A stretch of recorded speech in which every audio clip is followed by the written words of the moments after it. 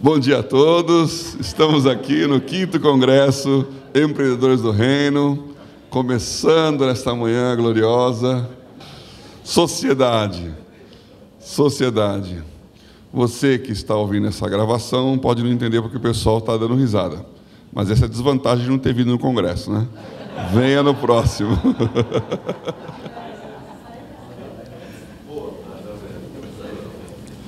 Então, empreendedor e empresário. Qual que é a diferença? Então, o empreendedor é uma pessoa que tem uma ideia, que tem uma motivação, que é animado para fazer alguma coisa acontecer e que é a alma do negócio. Então, ele teve a sacada, teve a percepção, tem a vontade de fazer aquilo acontecer e ele é o dono da ideia. E ele empreende com isso. Agora, ser empreendedor não significa que você é um empresário. Porque o empresário é aquele que administra, que faz a gestão, que deixa a máquina funcionando, que coordena todas as partes para que aquela ideia maravilhosa se transforme num negócio rentável. Então, muitos empreendedores não são empresários, até porque são características diferentes.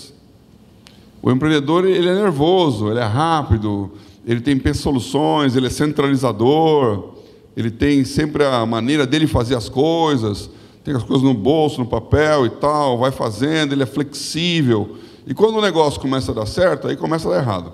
Por quê? Porque ele não sabe empresariar. E nós vamos ver aqui, vou repetir isso aqui, porque isso é uma das coisas que eu acho mais importantes para dizer nessa manhã aqui, que eu aprendi a duras penas, né? A pior coisa do mundo é dar errado porque deu certo. E quando você junta um sócio e fala, vamos ganhar dinheiro? Vamos. E aí, então, a sociedade funciona porque todo mundo, os participantes ali, querem a mesma coisa e vão para o meu lugar. Só que se não acontecer, deu errado. Não deu certo a ideia, não teve dinheiro, não teve mercado, as coisas não aconteceram. Aí cada um para um lado, fala que pena, a amizade é mantida aqui. Deu errado, não funcionou. O problema é quando dá certo. Porque quando dá certo, começa a juntar dinheiro, começa a crescer, começa a ter poder, começa a ter visibilidade, começa a ter interesse, e aí você vai descobrir se você realmente tem uma sociedade. Se as partes funcionam. Se as coisas estão encaixadas de uma maneira que dá escala. E quando dá certo, você tem que crescer. E para crescer, precisa de empresariar. Aí você vai descobrir se você tem realmente uma sociedade, se cada um pensou o que tinha que ter pensado lá atrás. Por isso tem que deixar muito claro o que é que se espera de cada parte, qual o papel de cada um. Porque senão, vamos fazer uma sociedade, nós vamos ficar ricos juntos. Vamos. Quem que não quer ficar rico junto? Mas na hora que você fica rico, você vai descobrir, olha, junto é assim, 90% eu, 10% você.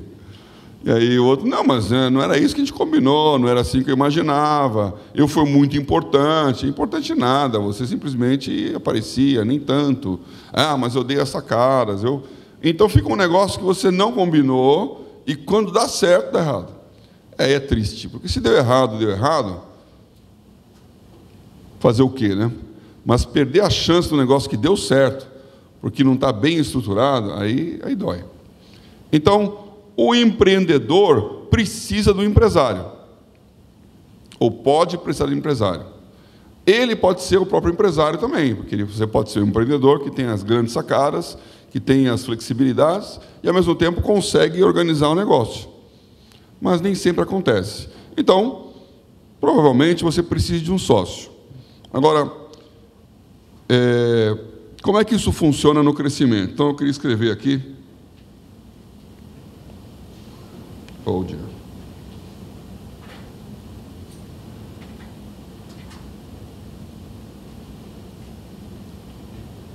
Para o modo não apresentação aqui.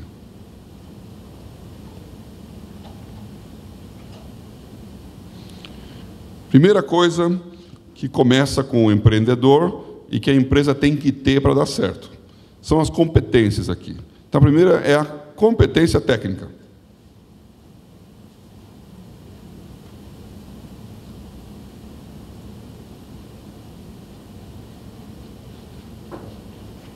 Dá para ler, né? Competência técnica. Não é toda empresa que precisa ter, mas assim, numa sequência natural de pensamento, é o que o cara teve a ideia e o que ele é bom. Você sabe fazer um negócio, você sabe tratar alguma coisa, você tem uma condição de know-how, de conhecimento, que faz com que você seja o dono do negócio. Não sei se o seu negócio é assim. Porque, por exemplo, um serviço, né? Um cabeleireiro, você tem que ter a competência técnica, sabe cortar cabelo? Você faz isso com maestria, você tem uma maneira de fazer mais diferenciada do que a concorrência. Então, a competência técnica que faz com que você tenha um diferencial competitivo. E isso tem a ver, até com o que nós estamos ouvindo falar aqui, com criação.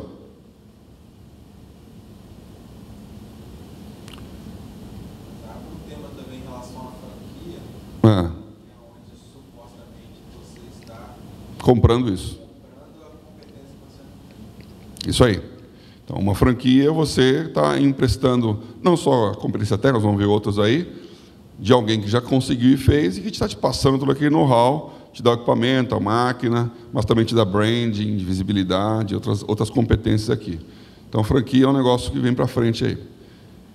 Mas o primeiro negócio é você ter essa competência técnica, que é a criatividade e a criação, que é um negócio muito cristão. Então, eu gosto de gastar tempo com isso, porque a gente pode pensar que criatividade é algo que, né, nasceu com a pessoa, é um gênio que tem criatividade, e realmente tem talentos e dons que Deus dá, e que uns têm mais, outros têm menos. Mas, como nós todos recebemos esse chamado aí do Gênesis 1, de crescer, multiplicar e encher a terra, e tem um pouco a ver com o que nós ouvimos na palavra de ontem do Matt, que é bem em cima disso, a criação é uma coisa cristã. Então, nós deveríamos ser criativos. E é muito chato ver que o cristão perdeu essa bandeira. Então, nós estamos aqui correndo atrás do que os outros criam. Então, é dose ver sei lá, um ministro de música falando assim, agora nós vamos tocar uma música aqui, estilo Paulinho Nogueira. Quer dizer, você está copiando a música de um músico que deu certo aí no mundo para fazer um som igual aqui, porque aquele é bom. Quando no nosso que deveria ser o bom. A criatividade devia estar dentro do cristianismo, e não copiar o modelo que um não cristão criou, o que também, não estou dizendo que não tem que ter algum problema, tem um pecado nisso, mas é a perda da sua liderança, que você foi criado para criar, você recebeu de Deus o mandamento de crescer, multiplicar, encher a terra, produzir, e criar e criar abundância. Por isso, ele falou ontem das 30 mil orquídeas, né? O cristão devia ser criativo. Então, você devia estar gerando produtos, gerando ideias, é uma usina de pensamentos. Se você não é assim, pode ser que não aconteça porque você está embotado. Tem que desentulhar o poço. Tem que tirar tudo aquilo que o mundo colocou de sujeira e peso sobre você, que impede a sua criatividade. Há várias maneiras de fazer isso. Eu não vou entrar na questão agora, mas nós todos devemos pensar, né? Como exercitar a minha criatividade? Como ouvir a voz de Deus? Como discernir o que Deus está vendo? Se Deus, para a criatividade, olha, é difícil não falar, né? Se Deus conhece todas as coisas, sabe todas as coisas, e é dono de todas as coisas, é só ele soprar no seu ouvido um negócio que você vai ser criativo. Eu tenho uma frase, né, essa que eu inventei, eu falo bastante aí, estar no lugar certo, na hora certa, depende de chegar antes. Então, para você estar no lugar certo, na hora certa, você tem que ter chegado antes. E eu passo um videozinho aí, eu não sei se eu fiz isso aqui, mas é um videozinho interessante de dois caras dirigindo uma van, né, nos Estados Unidos. Então, tem lá o motorista assobiando e o outro lado dele perguntando, onde é que nós vamos? E ele lá dirigindo. Aí ele sai da cidade, vai no meio tem um deserto, assim, levantando poeira. Ele sai da estrada, que está no meio do deserto, aquela estrada tipo as montanhas lá, Serra Nevada ali, e entra no meio do nada, o campo, assim, vai levantando pó, e o cara olhando para ele, onde você está indo? Aí ele para no meio do deserto, e aí você vê que aquela van é É um truck, um food truck, né? É um negócio de cachorro-quente. Aí ele começa a montar aquele treco. Ele abre o negócio assim, estende a lona, bota lá as mesinhas, bota o material, e o amigo dele assim, o cara ficou louco. Aí, de repente, quando está tudo prontinho, vem um meteoro do céu assim, e cai ali a uns 100 metros onde ele está. Levanta aquele negócio, faz aquela cratera, e caiu o meteoro ali. Aí passa uns minutinhos, uma fila de carro, um monte de gente indo atrás do meteoro. Aí quando vem aquela multidão para ver onde é que caiu aquele treco, ele está lá vendendo cachorro-quente. Isso aí é um estilo que Deus faz com a gente, porque Ele assopra no seu ouvido o que vai acontecer, e você sabe antes da hora o fim da história. Então seria muito bom se o nosso negócio fosse assim, né? Cada dia Deus falasse aqui, esquerda, direita, e tem a ver, claro, com o propósito dele, porque o propósito dele não é que você seja rico, o propósito dele é que você seja usado por Deus para fazer o que Ele quer que você faça, né? Criatividade, criação. Você tem que desenvolver esse lado criativo do seu negócio, que é a melhor maneira de fazer um negócio dar certo. É fazer o que todo mundo faz de uma maneira diferente. Os americanos gostam, né, do R&D, né, que é pesquisa e desenvolvimento, né?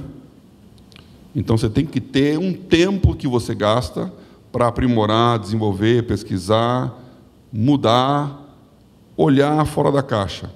Então, isso aqui é muito importante, é uma competência de criatividade, de criação, de pesquisa, de desenvolvimento, que é a competência técnica do seu negócio. Qualquer que seja ele pode ser desenvolvido com essa competência. Geralmente o dono, o empreendedor, é que detém essa condição. Agora, existem outras competências. A segunda aqui, que eu acho que é importante, é a competência comercial. O que é o comercial? Aqui tem dois lados. Primeiro é o lado da venda em si, né? De você conseguir vender pelo preço aquilo que você está produzindo. Então, a produção fez lá, a técnica construiu lá o produto, e você tem que vender. Tem uma grande diferença entre, por exemplo, o que acontece numa bolsa de valores e o que acontece num comércio. Lá em São Paulo, a bolsa de valores fica no centro da cidade, fica do lado da 25 de março, acho que vocês talvez conheçam de nome. A 25 de março é um dos maiores shoppings abertos de São Paulo, né? Todo mundo vai para lá para comprar bugiganga. Então, você vai lá na 25, comprar coisas baratinhas e revender para o resto do Brasil. Tem filas e filas de ônibus todos os dias, de gente, sacoleiros do Brasil inteiro que vão lá, compram no atacado aquele negócio lá, roupa, pecinhas, tudo que você possa imaginar, e sai vendendo para o resto do país. Então, e ali, a 2 quarteirões, está o prédio da Bolsa, onde eu trabalhei há alguns bons anos. Então, qual que é a diferença entre a Bolsa de Valores e a 25 de março? Na Bolsa de Valores, e quando você vai comprar uma ação, você olha isso no terminal, você tem que ter a certeza de que aquele preço que está colocando lá, a oferta de compra, a oferta de venda, aquele preço é o melhor preço do mercado. E é o único. Então, não sei se vocês operaram, quando você coloca lá vendo Petrobras a tanto, o preço que está colocando ali, você pode colocar o preço que você quer vender, mas o que vai ser negociado é o melhor preço. Então, se tem alguém vendendo mais barato que você, ele entra na tua frente, ainda que você tenha chegado primeiro.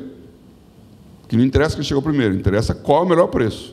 Então, todos os preços são coletados, e o melhor preço é o que fica em primeiro lugar. O preço mais baixo de venda e o preço mais alto de compra. E aí cria o spread, né? O compra e venda. E quando esses batem, sai o negócio. É como funciona a Bolsa. Na época que era físico isso, que era o pregão físico, era uma complicação, porque tinha uma roda de gente, um monte de gente berrando, aquelas imagens que todo mundo gostava de mostrar na televisão, né? O pregão funcionando. Eu vendo, eu compro. E na hora que um cara falava um preço diferente do outro, ninguém podia fechar no preço diferente do menor preço. Então, o fulano que deu o preço, apregoou mais barato, é ele que tem a preferência. Ninguém pode cruzar o negócio ali e fazer um negócio diferente num outro preço por fora. Tem que ser o melhor preço. Então, você tem a garantia de que todo mundo que compra o mais barato, todo mundo que vende o mais caro, na sua preferência. É como funciona o mercado. A 25 de março não funciona assim. Como é que ela funciona? Tem lá todas as lojinhas vendendo tudo igual, né? Uma do lado da outra, vendendo o mesmo produto. E você entra na loja e pergunta, quanto custa? Aí o cara olha para você, e se você perguntar assim, quanto custa? Aí ele vai falar, 100. Se ele achar que você está bem vestido, se ele perceber que você não entende do assunto, se ele perceber que você precisa daquele negócio, assim, quanto custa? Rápido, preciso do negócio aqui. Aumenta o preço. De acordo com o cliente, vem um preço. E isso é considerado um bom negociante. É o cara que consegue vender mais caro um negócio que o outro compraria mais barato. Isso não é errado, não é pecado, não é mentira. Se você deu o preço e o cara aceitou, problema dele. Sorte sua. Então, a arte comercial é essa arte de não ter vergonha de vender caro uma coisa que custou barato. Nem todo mundo tem essa condição. E você tem que ver, porque isso é a razão pela qual muito negócio dá errado. Porque você sabe quanto custou, mas você não sabe quanto que a pessoa está disposta a pagar. E é essa que faz a diferença. Se você vende uma coisa que é commodity, como bolsa de valores, então você vai vender arroz, feijão, tem lá um preço tabelado, gasolina. Então as variações de preço são muito pequenas, porque você não vai enfiar o dobro do produto. Ninguém compra gasolina a R$7 o litro. Mas é R$3,50, R$3,48, R$3,47. Aí depende do posto, da conveniência, um monte de coisa. Tem posto com preço mais caro, mais barato. E tem preço que antigamente no Brasil eram tabelados, todo mundo era igual. Então não tinha diferenciação comercial. Mas a grande maioria das coisas tem. E quando você consegue dar esse valor, que é o cara que tem... minha tela aqui está... Legal. É o cara que tem a competência comercial, isso faz a diferença a sua empresa existir ou não existir. E tem duas coisas aqui no preço, que é a palavra valor.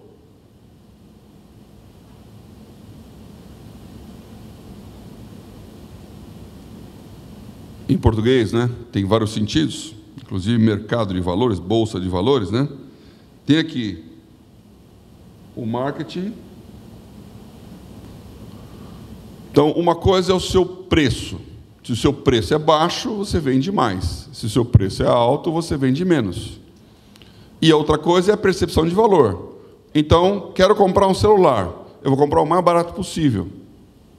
Mas se você quiser comprar um celular da Apple, você vai comprar caro. Porque a marca tem um valor. E a percepção de valor do Apple faz com que você pague $1.000 no celular lá nos Estados Unidos. Fico imaginando quanto vai custar aqui esse raio desse Apple S8, né? Ou 8? X, é o X. O $1.000. Eu não uso Apple, eu uso Motorola. Vou fazer propaganda aqui. Moto Z. Igualzinho, melhor e mais barato. Hã? O Moto Z ou o Apple? 5 e 6 mil aqui no Brasil? Ah, vai ser mais, hein?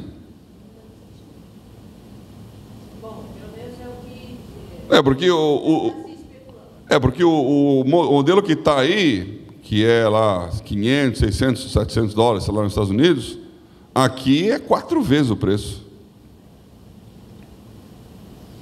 Quanto custa o Apple mais caro que tem aqui? Já é 4 mil. O atual, né? Então, 4 mil. E lá ele custa um pouquinho mais da metade do que o X vai custar. Então...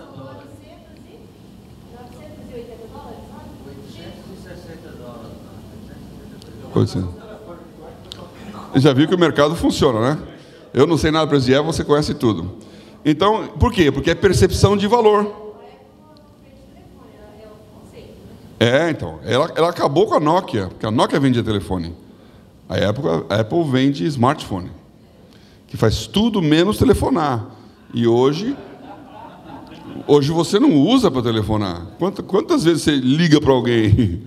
Você usa o WhatsApp, você faz mídia social, você consulta a internet, você acumula informação. Quer dizer, toda a convergência tecnológica está vindo para o celular, que está acabando com o desktop, notebook.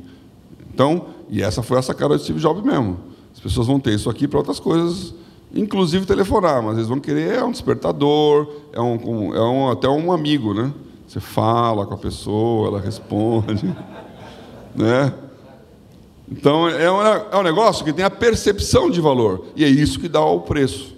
Então, você vai pagar mais caro. Então, você não está fazendo a pesquisa de qual que é mais barato.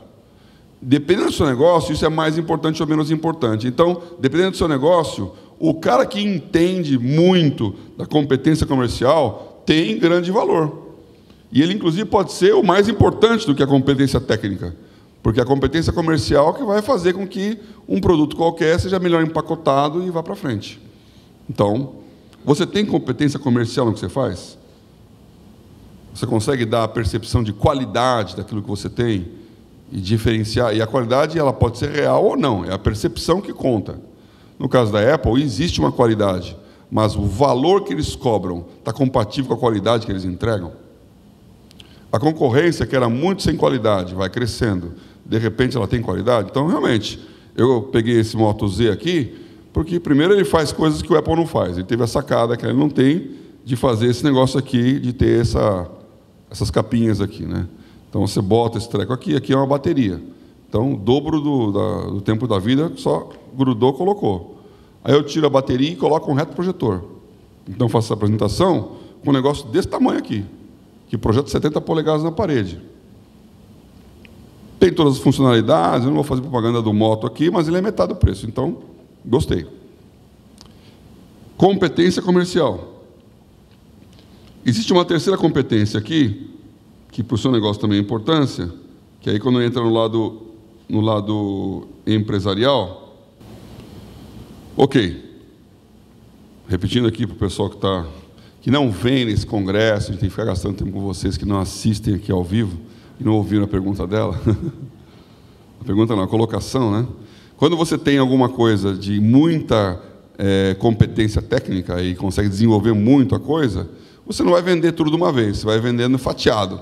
Então, você vai melhorando pouco a pouco para poder aproveitar o mercado. Porque as pessoas estão querendo comprar uma tela mais brilhante. Você conseguiu a tela super, hiper brilhante, você vai caminhando mais brilhante, mais brilhante, mais brilhante, para ter produto a cada ano para movimentar o mercado. Então, realmente, as empresas elas calculam isso, tanto a capacidade de desenvolvimento tecnológico, quanto a obsolescência da coisa, que você também programa a obsolescência. Então, você coloca lá um computador, um smartphone como esse aqui, você não consegue trocar a bateria do Apple, você troca a bateria do Samsung. Isso quer dizer que quando acabar a bateria daquele computador, daquele device lá, daquele smartphone, você vai ter que jogar fora. Então, eles, de propósito, não fazem uma bateria carregável. Outros fazem. Então, você tem coisas aí que você tem que pensar na maneira de agir. O terceiro aqui é a competência administrativa, que é a gestão do negócio. E aqui é o empresário mesmo. Então, quando a coisa começa a crescer, ou dependendo do seu negócio, quando é, por exemplo, a logística, a gestão do negócio é que manda em tudo, que é o custo.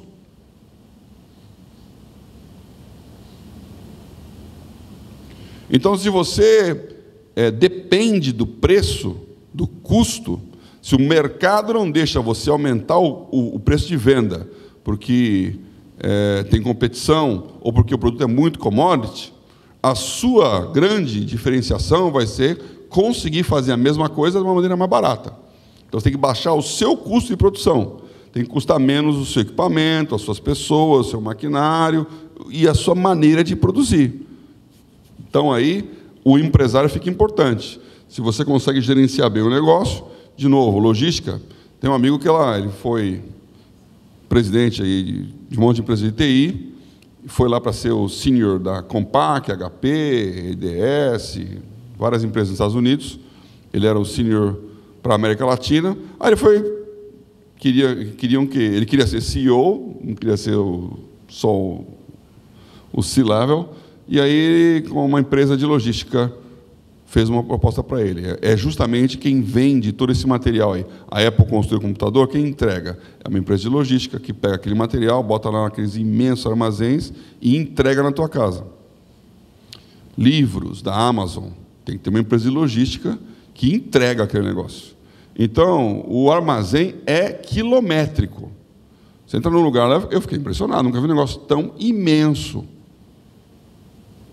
Quilômetros de armazém, de galpão, com os pallets, com as coisas. Então, a logística é imensa, porque o que a empresa ganha é centavos. Ela está só pegando um produto que alguém produziu e entregando para um cliente que já comprou. Então, ela não aparece nada, não tem que fazer nenhum marketing, nada. Ela tem só que ser eficiente nessa capacidade de receber e entregar, no tempo e com a qualidade da entrega. Logística. Então, tem planilhas e planilhas de know-how ali para baixar custo, para otimizar tempo, para gastar menos diesel do ônibus, da empilhadeira, para diminuir as distâncias. É uma questão de logística. Robotizar, logística geralmente não é tão assim, mas tem também o lado da robotização. Onde está localizado o seu warehouse, como que dentro dele você faz os trânsitos, quanto tempo você demora com cada etapa do processo. Então, o BPM, lá, o Business Process Management, é um negócio. E é tudo modulado, é tudo computadorizado, para fazer os stresses de como funciona, para ganhar, assim, microcentavos. Porque no todo, naquela milhões de coisas, gera o resultado. É em volume, escala. Então, a competência administrativa fala altíssimo num negócio desse. Porque você tem que ser rápido. E aí, tem um quarto aqui, crescendo o seu negócio, né? Supondo que ele vai para frente mesmo. Uma brincadeira aqui, você tem que ganhar da competência. Essa competência aqui é no sentido Christian Homo. É a concorrência. Competência em espanhol é concorrência. Então, você tem que ganhar dos seus competidores. Quem está competindo com você é a competência. Então, quando você começa a crescer, tem uma concorrência, e como é que você faz para eliminar ou ganhar da concorrência? A ser melhor que os outros. Então, é uma corrida olhando para os lados. Isso é uma grande questão, né? Há uns anos atrás, a Bloomberg, que é uma empresa de sistemas de informação,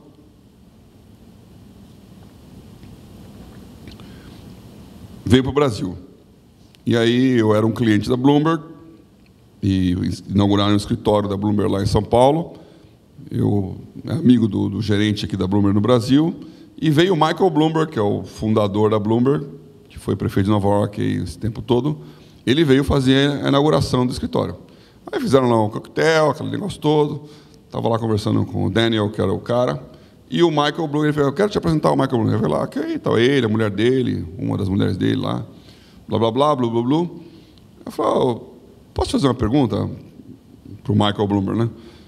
Como é que você vê? Eu não sei se você conhece a história do Bloomberg, mas ele era um cara que trabalhava numa empresa de uma broker, que chama Salomon Brothers, era famosa na época lá, umas grandes, tipo Merrill Lynch, grandes corretoras americanas, da Salomon Brothers, banco de investimento, né? E ele era da parte de tecnologia. Então, ele que teve a ideia de que as pessoas, para fazer os trainings, queriam mais informação do que só as continhas lá. Então, só os preços, que é o vendor. Então, ele dava lá os preços de todos os ativos de mercado, mas ele fazia as contas para o cara e começou a oferecer produto. Então, o cara está na mesa de trading operando lá. Nova York é típico isso aí, um americano não olha o almoço como a gente olha, né? Aliás, a palavra lunch, em português traduz para lanche, porque é o que eles fazem, né? Eles não almoçam, eles lancham na hora do almoço, né? Um sanduichão lá na mesa, comendo e trabalhando. Então, a grande refeição é o café da manhã e, para alguns, o jantar. Então, na hora do lunchtime lá, eles não queriam nem sair. Então, ele começou a colocar no Bloomberg, no terminal, conexão com os restaurantes e tal, para fazer pedido pelo terminal. E ele inventou a internet antes da internet. Porque a internet, para valer mesmo, sei lá, o UOL é 95, para dar uma ideia de tempo no Brasil, né? Então, nos anos 80, fim de 70, anos 80, o terminal Bloomberg era a internet. Você conseguia comprar flores, você conseguia ver a temperatura da estação de esqui, conseguia ver os horários de avião, conseguia fazer a sua vida pelo terminal e mensageria. Você tinha ali o WhatsApp da época, que todo mundo tinha um código Bloomberg, então você mandava mensagem para o cara, ele respondia, fechou a operação, não fechou, vai fazer... Então, explodiu. Coisa que a Reuters não fazia. A Reuters, sei lá, grande provedor de informação, tinha agência de notícias. Então, eu fiz a pergunta para eles: como é que você vê essa competição com a Reuters, né? Competência. Eu fiz a pergunta para o Michael Bloomberg, que estava aqui, e o Daniel estava do lado aqui. Quando eu perguntei para ele se virou para o Daniel e falou: Daniel, eu já te disse várias vezes, não olha para a concorrência. Não interessa o que a Reuters está fazendo. Nós estamos numa corrida de 100 metros rasos. Se você olhar para o lado, você perdeu a corrida. Olha para onde você vai chegar e dê tudo para ser o primeiro. Porque se você for o primeiro, os outros vão estar atrás.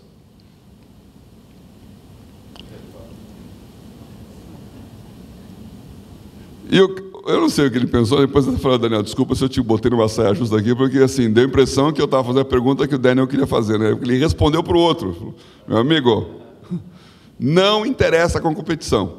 Então, em alguns negócios, tem que entender isso. Se você ficar olhando muito o que os outros estão fazendo, o Steve Jobs era outro cara também que não tinha nenhum interesse na competição. Aliás, ele não tinha nenhum interesse no cliente. Ele nunca fez pesquisa de satisfação de mercado. Ele não está querendo entender o que as pessoas precisam. Ele está informando para as pessoas o que elas precisam. Ó, você precisa disso. Você não sabe, mas você precisa disso aqui, ó. Então, esse cara é o máximo do empreendedor mesmo. Ele sabe o que você acha que sabe. E, geralmente, ele tem razão. Às vezes, não. Né? Não sei como ele estaria se estivesse vivo hoje e ver um iPhone, que não é esse aqui, mas desse tamanho.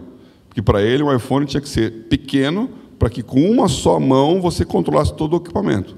E a Samsung começou a fazer grandão e vender mais, tela maior. Gente velha que nem eu, gosta de letra grande. Então, quando você pega um iPhone 4 e compara, fala: esse negócio... A gente se desacostumou com isso. Mas era a linha Nokia lá, né? Um celular desse tamanho assim, né? Então, quanto menor, melhor. Isso vai mudando. O Henry Ford é outro grande empreendedor, criou a linha de produção, fez o carro, blá. Ele tem aquela frase clássica de que ele ganhava na escala. Então, ele vendia Ford T, que era uma coisa absurda de cara, mas colocou na mão do cara comum. Era um Fusquinha da época, lá em 1910, 1911. Ele inventou o carro em linha de produção. Todos os carros eram pretos. Então, você não tinha cor. Todo carro era preto. Porque ganha tempo e baixa custo. É uma tinta só, é um esquema só, você tem que pintar só de uma cor, pronto. Aí, quando todo mundo começou a comprar carro, por causa dele, ele criou o mercado de carros, a General Motors e os demais começaram a construir carro azul, vermelho, e dar opção para as pessoas. E aí começou uma pressão para ele: escuta, você está perdendo mercado, vamos construir carros de outras cores. E aí ele falou essa frase famosa: os americanos podem comprar carros Ford de qualquer cor, desde que seja preto. Mas ele estava errado. Ele estava errado. Quando ele abriu, né, não foi nele, já tinha perdido o mercado. Porque as pessoas queriam carros de outras cores, as pessoas querem um celular. Então não dá para ser imperial e falar: eu sei o que você precisa. Não dá. Bom, de novo a minha tela aqui. Então, a competência... Deixa eu ver minha hora, 11h20. A competência... eliminar a competência, ganhar da competência, é o que, às vezes, faz com que o seu negócio realmente dê certo. Geralmente, quando você está num nível muito alto, né? Então, por exemplo, o Facebook comprou o WhatsApp por 1,5 bilhões lá, de dólares. Bilhões de dólares num negócio que não rende nada. Porque o WhatsApp é gratuito. E ele teve que dizer que ia continuar gratuito, teve um monte de mensagens de ter recebido várias, que vai pagar, olha, atualiza agora, vai cobrar. Nunca. Ele não pode cobrar. Ele rentabiliza de outras maneiras. Ele está ganhando dinheiro com o WhatsApp, porque começa a ter outras formas de rentabilizar, mas é uma ideia que não é para vender. E por que ele comprou? Porque o que o WhatsApp tem? O WhatsApp tem a base de clientes. O Telegram é melhor que o WhatsApp. Tem mais funcionalidades, é mais moderno, faz mais coisas, mas as pessoas só entram no Telegram quando um juiz maluco de Sergipe bloqueia o WhatsApp. Aí você fica 5 segundos sem o WhatsApp, começa a ter uma crise de abstinência. Fala, tem o Telegram. Ai, Telegram. Aí começa lá. Eu tenho o Telegram, então eu vejo um monte de gente lá, adicionou. Quando entra a crise, tinha um monte de usuários Telegram. Então, por quê? Por que então o WhatsApp é importante? Porque ele tem a base de clientes. E quem tivesse o WhatsApp poderia fazer um novo Facebook. Então, o que ele fez foi impedir alguém de roubar o negócio dele. Eliminou a concorrência. Comprou. Ficou barato. Barato. Então, o WhatsApp continua, ele vai ganhar dinheiro com o WhatsApp, como diriam os americanos, eventually, mas o que ele queria mesmo é que não surgisse alguém que acabasse com onde é a galinha dos ovos dele, que é o Facebook, que é alguém que já tem milhões e milhões de usuários vendendo um produto igual, porque a barreira de entrada tecnológica não é tão grande assim. Então, isso existe num certo nível, quando você vai ganhar da concorrência eliminando. O mercado percebe isso e paga esse preço. De novo, Bolsa de Valores, né? A própria Bolsa como empresa é um exemplo disso. Estava falando com alguém isso ontem aqui. A Bolsa abriu capital em 2007, eu participei desse processo, fui chamado para fazer isso aí, para bolar o IPO, e acabei virando o CFO, depois o diretor executivo da Bolsa. Em 2008, ela juntou com a Bovespa. Então, a BMF Bovespa virou uma bolsa só. R$20 o preço da ação. Aí veio as crises, blá, blá, blá, blá, a ação chegou a valer 5. Aí recupera, foi para 10, não passava de 10, 15, mas nem por decreto. É uma empresa que gera R$1 bilhão de lucro ano. Todos os anos. Vai, crise, menos crise, 1 bilhão, 1 bilhão, nunca deixou de distribuir dividendo, nunca deixou de ser rentável. Pelo contrário, está aumentando a rentabilidade, crescendo. Não vou nem gastar tempo aqui falando de mercado, mas integrou plataformas, botou todas as clearing juntas. É uma empresa de tecnologia, né? Então, computação. Tem, sei lá, 3 mil funcionários, 2 mil na área de TI. E, em cima disso, sempre dando resultado, mas as ações não subiam. Por quê? Porque tem sempre alguém pensando. De repente entra uma concorrência, então o mercado bolsa vai perder o monopólio, já não é um monopólio por lei, então o preço. E quem pode ser a concorrência? A concorrência é a CETIP, que é uma empresa do mercado, que não é bolsa, mas é um distribuidor, é uma quase clearing, poderia facilmente, o negócio do WhatsApp, poderia facilmente virar uma bolsa. Está todo o mercado lá, tem todas as clientelas, é só virar uma bolsa. Então, aquela sombra. Então, eu falava para o presidente da bolsa naquela época, vamos comprar a CETIP. Porque com esse caixa, se você gera 1 bilhão de caixa e guarda o caixa, então a bolsa tem de cash. Isso são informações oficiais, não tem nada confidencial aqui, né? A bolsa, ela tem hoje uns 25 bilhões de cash, dinheiro vivo guardado ali. Quer comprar alguma coisa? Estou aqui, ó, pago à vista. Então, ela tem capacidade de investir no que ela quiser. Até porque precisa ter dinheiro mesmo para se tiver uma crise e tal, sistêmica, tem lá a salvaguarda. Você tem o dinheiro para te pagar se der alguma coisa errada. Então, ela tem que ser realmente uma empresa que guarda dinheiro. Tanto é que comprou a CETIP. O ano passado, comprou a CETIP. Comprou a CETIP, a ação saiu de 10 para 20. Foi o que o Itaú fez com a XP. Aí foi... ainda não mostrou o preço disso, mas o que ele fez com a XP foi entender que a XP tinha uma nova maneira, é uma espécie de Facebook, WhatsApp, né? Você é uma nova maneira de ser banco. E é a maior do Brasil. Acompanhei também todo o processo da XP ao longo do tempo, conheço lá O Guilherme mencionava, o pessoal começou, que hoje está bilionário. Ops, que isso?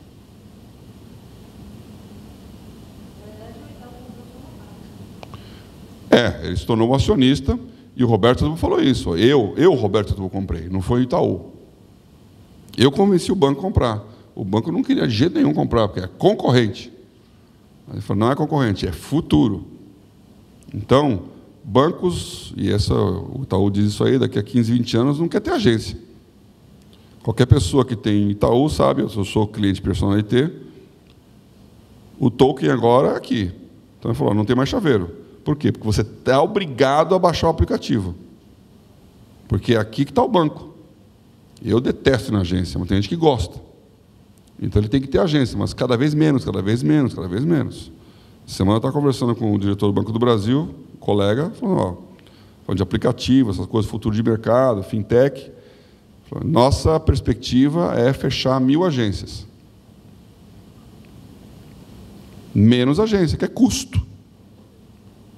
Então, esta coisa chama-se ganhar a competência, é para um grande negócio. Talvez não seja você aqui, mas tem que pensar um pouquinho também. Como é que você faz para olhar o que os outros estão fazendo? Não no sentido de copiar, porque se você olhar para a direita, você perdeu o seu... Agora, se você está numa maratona, você tem que dosar. Deixa o cara ir na frente, você guarda a sua energia, né? Bota o coelho lá para poder correr, para puxar a fila. Quando vai chegando no final, você faz o sprint. Então, técnicas de negócio. E o último aqui, que é cultura organizacional.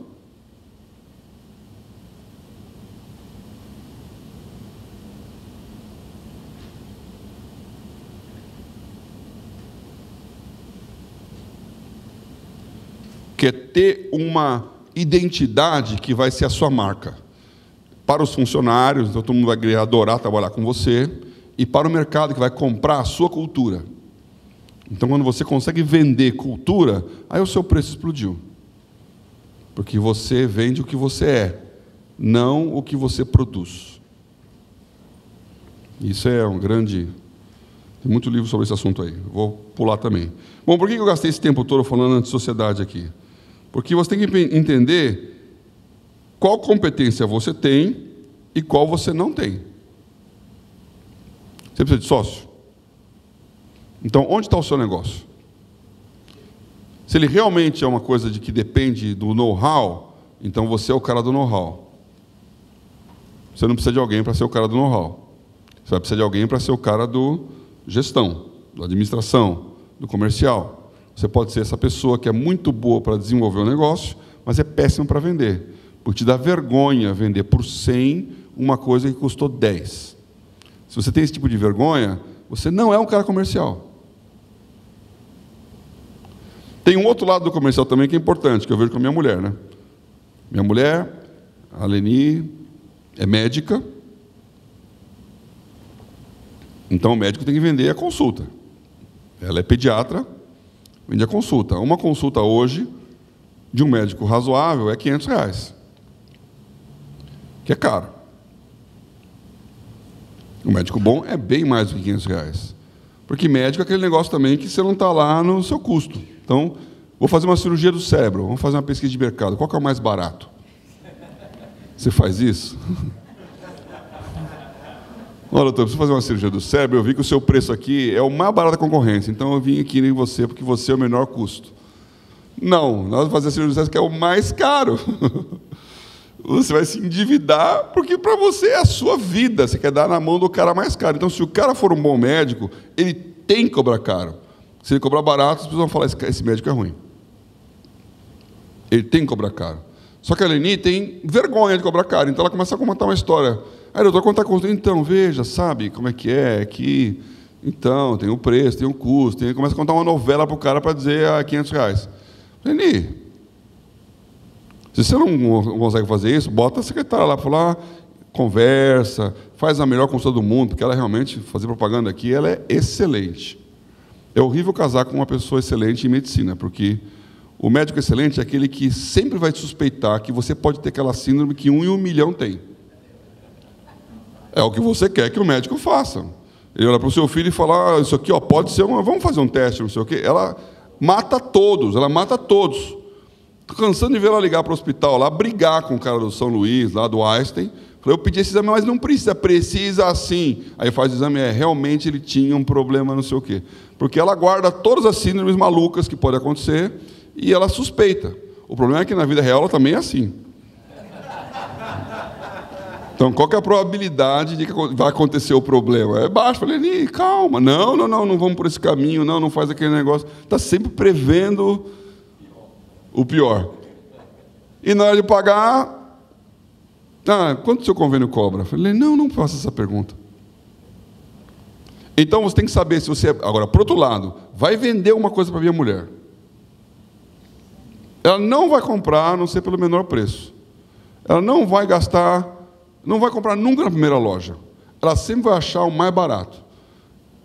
Eu viajava muito, tinha lá a agência que fazia a compra das passagens. A Leni se recusou sempre a comprar a agência de viagem, porque ela sempre consegue um preço mais barato. E o pior é que ela consegue mesmo. Então ela fuça. Ela é excelente compradora, péssima vendedora. Então pode acontecer. O cara de compra tem que ser o cara que, quando o cara fala preço, fala, quanto? Não, metade disso. E não fica com vergonha de falar, só pago 10 e está vendendo por 100. Então, tem que ter essa pessoa, é uma característica da pessoa, de ser um excelente comprador, de ser um excelente vendedor. Então, você precisa de um cara desse na sua sociedade se você não é essa pessoa. Se você é o cara bom do comércio aí, você precisa do crânio que vai pensar lá. Diga-se de passagem, é muito mais importante hoje ser bom de comércio do que ser crânio, né? O Steve Jobs também, ele tem de chongas de TI, viu? Quem fez a Apple mesmo foi o Wozniak, que sabia construir o aparelho. Ele tinha ideias de design, ideias de projeto e ideias de gestão. Até também ideias que melhoraram no tempo. Então, essas pessoas podem ou não podem ser suas sócias. Se você, e aí é a segunda pergunta, né? Precisa de um sócio? Vou pular isso aqui. Eu preciso de um sócio onde?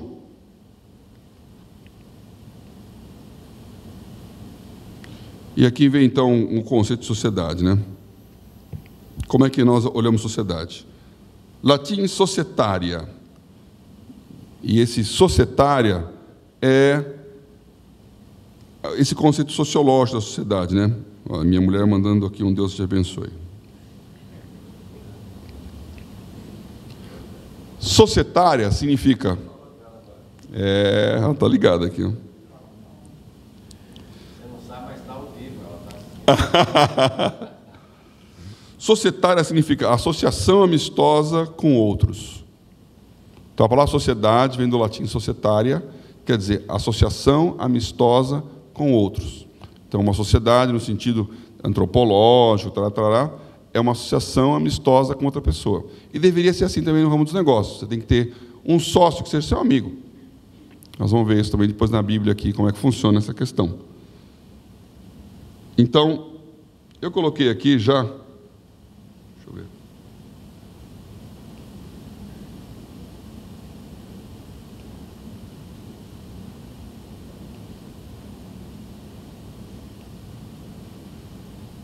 Associação amistosa... Faltou um ar.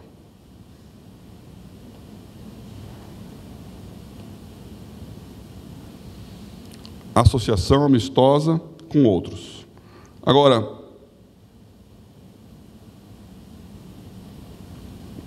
quem são esses outros?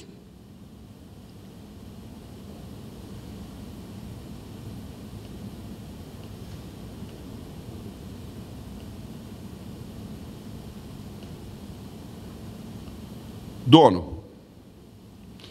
Então, se você tem um negócio, você é o dono. E você pode continuar e morrer sendo dono. Você não precisa ter sócio. Se você consegue gerenciar tudo que eu falei aqui e contratar pessoas que fazem isso embaixo de você, não precisa de sócio. Melhor não ter sócio. Seja o dono. Várias empresas, as empresas americanas desenvolveram muito essa questão de sociedade.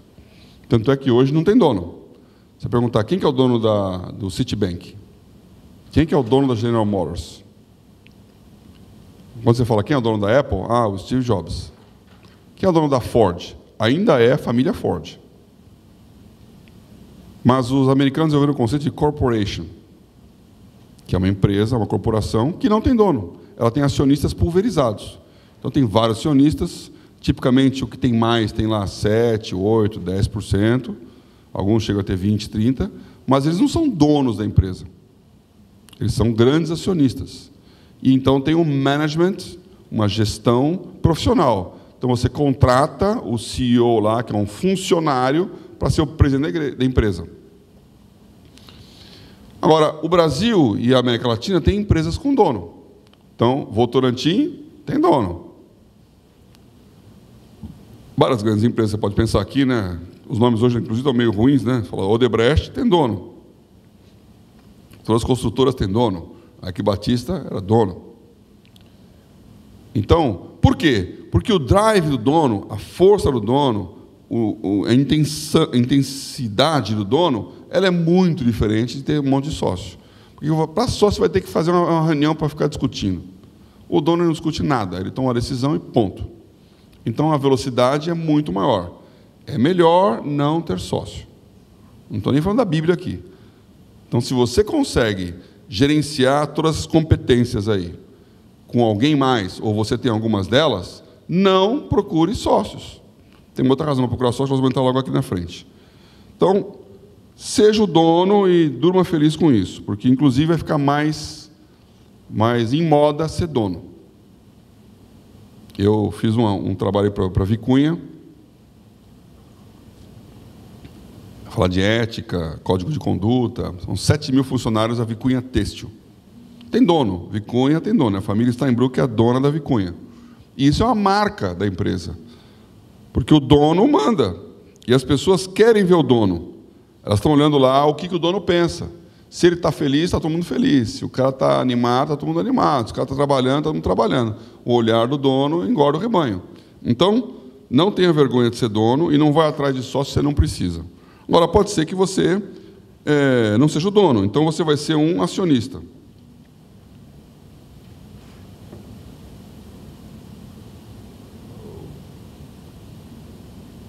Esse negócio aqui eu não gostei, não, viu?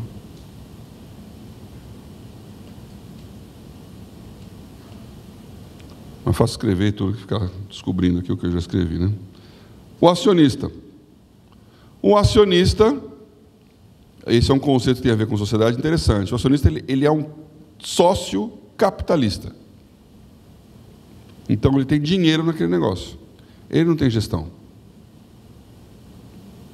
Ele pode, como dono de uma maior participação, indicar quem é o diretor financeiro, quem é o presidente, membros do conselho, mas ele é um acionista. E muita gente fala, mas cristão não pode ser, julgo desigual. Eu falei, ok, você compra ação de alguma empresa? Compra, então cadê o julgo desigual? Porque se você tem ação da Petrobras, você é dono da Petrobras. 0,0000 da Petrobras é seu. Você tem direito a voto. Então, você é um corrupto que está lá fazendo todas essas... Qual que é a diferença? A diferença é que você não manda, porque o seu voto é muito baixinho. Então, você é voto vencido. Mas você é um acionista. Então, você como dono, agora vamos inverter o processo, você como dono, o dono da Petrobras é o governo federal, é o Estado. Ele é dono porque ele tem a maioria das ações. E ele vende o resto das ações para pessoas.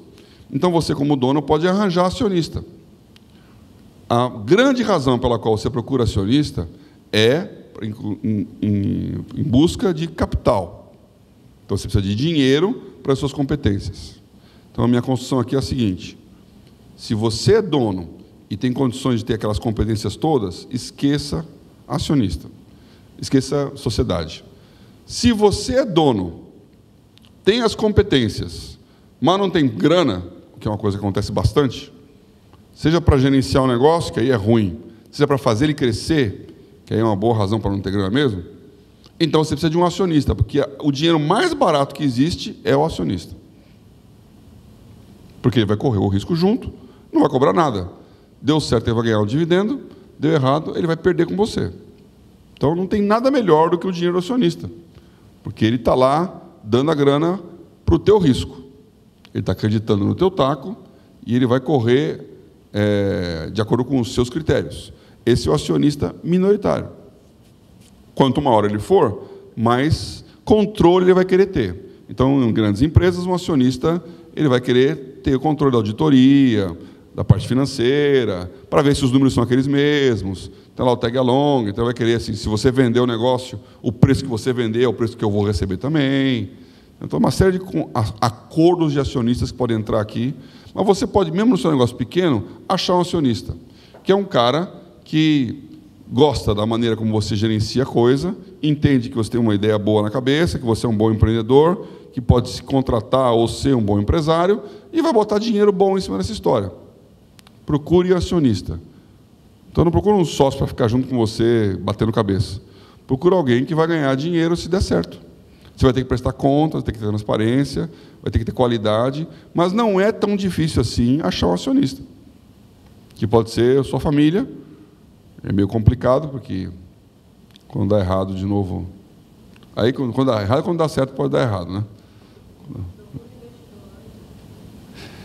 O investidor anjo é uma outra lógica, porque ele está no começo aí é o seu negócio pequenininho, você quer alguém que acredite na tua ideia para poder crescer com você.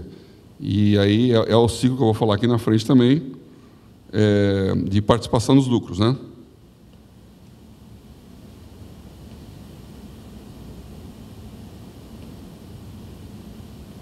Participação nos lucros. Então, o terceiro aqui na linha, de sócio,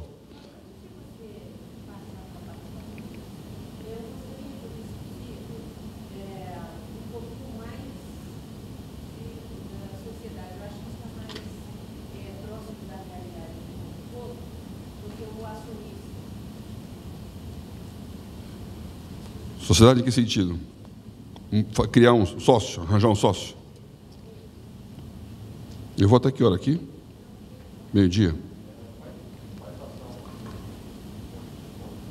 20 minutos.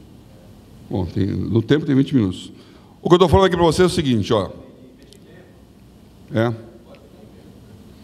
Vamos ver então. Estou falando aqui o seguinte, se você tem um negócio e está pensando em arranjar um sócio, a minha pergunta para você é, para que você quer esse sócio? Então, a primeira coisa que você tem que pensar é, eu tenho alguma competência que me falta? Então, esse cara pode vir com a competência? Então, ele é um sócio que vai trabalhar naquelas competências que eu falei. Olha, eu tenho essas competências, eu consigo contratar alguém que me obedece às competências. Então, esqueça sócio, que vai ser só dor de cabeça. Seja o dono. Aí, a segunda pergunta é, bom, eu tenho essas competências, mas assim, eu não tenho grana. Então, eu preciso de dinheiro. Aí você pode ter um sócio capitalista. Esse sócio capitalista é um acionista. Mesmo que não esteja numa empresa, SA, você não está listado na bolsa, mas você tem um acionista. Então, esse sócio capitalista pode ser o seu cunhado, o seu parente, o seu vizinho, alguém que tem dinheiro e gosta do seu negócio. Como é que se formaliza essa relação com uma empresa pequena? É o contrato social. Vai estar no contrato social, sócio. Sócio. Mas ele não vai ter a gestão. É um cotista que é um acionista, ele tem participação nos resultados. E é aí que eu vou entrar depois no participação nos lucros. Esse acionista que eu estou falando é um cara que está lá como sócio, mas você coloca no contrato que ele não administra. O administrador é fulano de tal. Então você tem que prestar contas para ele, óbvio, que ele é sócio, o que aconteceu, o que não aconteceu e tal, mas o quanto ele ganha e o que ele apita, você escreve ali que é menos do que você. Isso. Então, eu não sei o que você quiser com o que é na prática, porque a prática tem duas definições, né? Na hora de fazer a coisa, o cara querer ficar se metendo e mandando, e aí você vai ter que falar, amigo, você não tem esse direito por contrato. Então, ele não pode, na teoria, fazer isso, o que significa, na justiça, ele não pode ser um sócio que manda, se está escrito que ele não manda. Então, é só escrever direitinho o contrato, que ele tem que obedecer aquelas regras. E, óbvio, e aí vem a questão, toda vez que você coloca a gente, quem é essa pessoa? Porque na hora em que ela começa a passar por cima da regra lá e a atrapalhar a tua vida, aí você tem que tirar. Então, no contrato tem que estar bem claro quem tem o poder de demitir ou extinguir a sociedade. Então, você vai escrever que, num caso de qualquer disputa ou um arbítrio, o sócio majoritário tem um poder discricionário de comprar as cotas do outro sócio, pelo valor tal, no prazo tal, da maneira tal. Então você escreve como ele entra, escreve como ele sai. Então esse é um sócio que eu chamo de acionista, ou seja, ele é um capitalista. É um sócio que põe grana. Isso pode resolver muitos problemas. Na verdade, quando as empresas vão para o mercado fazer IPO e vender ações, eles estão fazendo isso. De uma maneira mais sofisticada, em mais escala, eles estão fazendo isso. Eles estão achando um cara que vai botar a grana, ele vai mandar um pouquinho lá, mas o pouquinho dele não apita nada. Então ele faz barulho, pode dar, dá um trabalho, porque você vai ter que criar um sistema de controle e dar transparência, fazer auditoria, porque ele pode dizer que teve má gestão, que você roubou, que você desviou. Então, dá mais trabalho do que ser dono sozinho. Mas tem dinheiro. O que não pode é esse cara querer mandar no seu negócio se você tem a gestão. E isso pode ser escrito. A outra parte que eu coloquei aqui, que é participação no resultado, é uma coisa diferente. É assim, você tem lá as competências que você contratou. O cara que vende, o cara que faz pesquisa, o cara que tem os 5 lá que eu citei aqui. Tem cara muito bom, você fala, pô, esse cara é tão bom que eu não quero perder ele. Então ele vai virar sócio. Só que ele é um sócio com participação no resultado. Ou seja, é um comissionado. E ele pode ter 0, alguma coisa da empresa. Se for uma empresa pequena, então, que não tem lucro real, que é a maioria, melhor ainda. Porque aí você tem uma carga fiscal menor, né? Sei lá, 15%, 17% de carga fiscal, e esse cara que é o seu funcionário, ele deixa de ser custo CLT e passa a ser um sócio, que vai diminuir o seu encargo social, e ele vai ganhar a distribuição de resultados. Hã? Que é isento. Que é isento. Então, bom para ele, bom para você. Você para de diminuir o seu custo de CLT, de funcionário, e tem uma participação lá. Então, o que ele tem naquela participação? Você resolve, numa reunião de acionistas, quanto cada um vai ganhar, que é desproporcional com a participação dele. Então, se ele é um cara que tem 0,1 da empresa, mas ele foi super bem, você pode dar mais, ele ganha mais do que você.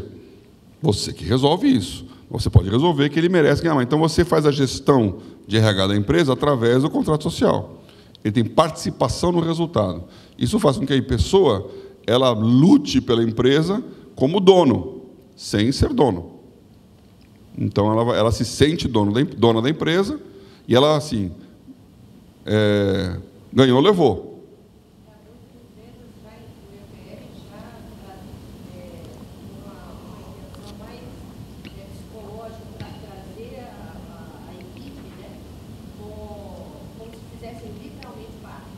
Isso. Porque você se sente dono. E quando as empresas são de tecnologia, inovação, startups, então funciona assim mesmo, porque ninguém tem dinheiro, é uma outra razão. Eu não tenho grana. Então, a Microsoft começou na garagem do Bill Gates. Não tenho grana. Então, a secretária era sócia. A secretária tinha 0 alguma coisa da Microsoft. E essa mulher não vendeu. Então, ela está milionária. E o que ela fazia? Atendia o telefone. Então, ela se comprometeu, na época, a não ganhar um salário, a não ter CLT, que lá também não é tão é até pior que aqui, né? Então, ela abriu mão daquilo tudo e ela ganhava de acordo com o resultado da empresa. Deu super certo, ela virou sócia da Microsoft. Então, é uma coisa que funciona, quando você dá participação no resultado e coloca ele como sócio, um sócio pequenininho, que, de novo, não atrapalha, tarará, mas faz com que a sua vida ande, porque aí você tem, não é o dinheiro que ele traz, mas é o know-how que ele tem, e ele batalha como se fosse um sócio. Então, é também um sócio que tem participação nos lucros. Né? E você tem aqui o assalariado.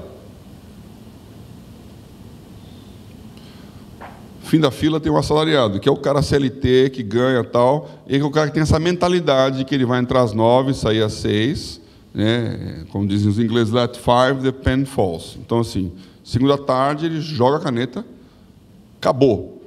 O compromisso dele, at 5 the pen falls. Né? Às 5, a caneta cai. Então, o cara está trabalhando lá, bateu o relógio, tum.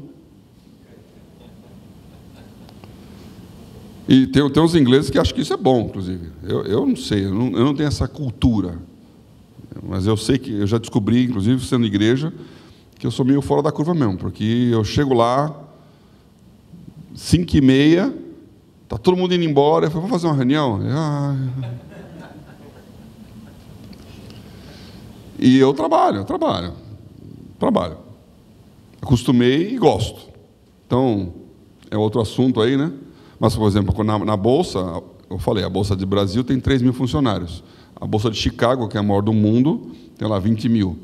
E fez uma associação. A Bolsa Brasileira era a maior acionista da Bolsa de Chicago e fez uma associação de sistemas e tal. Então, eu era também responsável pela parte internacional, tinha toda essa coordenação. E o cara de Chicago perguntava, como é que vocês conseguem fazer tanto com pouca gente? Não é possível. A produção, o desenvolvimento, o produto e tal. Aí começou o relacionamento. Tinha reunião 9 da noite. O cara estava aqui em São Paulo, reunião 9 da noite. Eu falei, agora eu entendi, meu. Vocês não têm vida. Vocês são escravos. Porque o cara americano, no horário de verão, sai às 5 da tarde, está sol, ele vai jogar golfe, vai passear, vai correr e vai viver a vida. Agora, tem o seguinte, 7 da manhã ele está trabalhando. Ele não toma assim um cafezinho, não fica batendo papo no corredor. Então tem assim uma produtividade que é bem americana, que aqui no Brasil todo mundo, né? Então o nosso funcionário é o meu funcionário público. Ele acha que tem o direito divino de ganhar, porque no fim do mês ele trabalhou e vai ter que ganhar. E quanto menos ele trabalhar, melhor, porque ele trabalhou menos e ganha igual. Então, na cabeça dele, funciona assim. Então, essa cabeça CLT é um problema, porque ela está na linha da mais-valia, ou seja, eu estou dando meu tempo e ganho trabalho e capital. Então, você remunera com capital meu trabalho e ele está sindicalizado e tem essa loucura que aconteceu aí nesse governo petista de aumentar os encargos e você, como um dono da empresa, vai fazer como aquele negócio dá certo. Então, hoje, ninguém fala muito... Ninguém fala não, se fala, mas assim, a maior transformação que o Brasil teve foi essa legislação trabalhista. Isso é uma marra que saiu. O trabalhador pode achar, reclamar, você até pode pensar, poxa, perdemos direitos. Não, você ganhou emprego e dinheiro. Porque quanto mais liberdade você tiver para escolher o seu horário de trabalho, o seu regime fiscal, o seu salário, e essa flexibilidade aumenta a chance da empresa ganhar dinheiro, aumenta a chance de você ter emprego e, portanto, também salário. Então, isso, a médio prazo, é uma revolução no Brasil. A terceirização e todo esse negócio aí, que passou, isso vai dar um impacto na produtividade mega. Porque o funcionário público, por definição, não trabalha. E eu sempre faço o disclaimer aqui, eu tenho muitos amigos funcionários públicos. O funcionário público é muito bem preparado. Na média, é um cara que estuda, tem qualidade e tal. O que não tem é gestão. Porque o dono, o chefe, não consegue ter gestão sobre ele, porque ele tem estabilidade. Então, isso cria um vício que deforma tanto o funcionário quanto a máquina. Então, eu estava conversando com meu amigo, presidente de uma estatal, ele falou, não tem jeito. Enquanto estava no governo lá, a gestão, você não tem controle. Então, o cara sabe que não vai acontecer nada com ele. Para que ele vai trabalhar mais? É o comunismo. Para que eu vou produzir mais se eu vou ganhar igual? Né? Então, tem uma piadinha, que é uma piada, do funcionário público, né? Aquele meio de papel, aquelas coisas lá, aquela pilha de coisa, e acha uma lâmpada do gênio lá no meio, ele esfrega a lâmpada, sai o gênio, 3 desejos. Fala, primeiro desejo, eu quero ter uma ilha nos mares do sul, lá, minha, né, casona e tal, ilha dos mares do sul, casona. Agora eu quero ter mulherada, festa, o dia inteiro aqui. Festa, o dia inteiro, mulherada. Agora, último desejo, eu não quero nunca mais trabalhar na vida. Aí ele voltou para a repartição pública.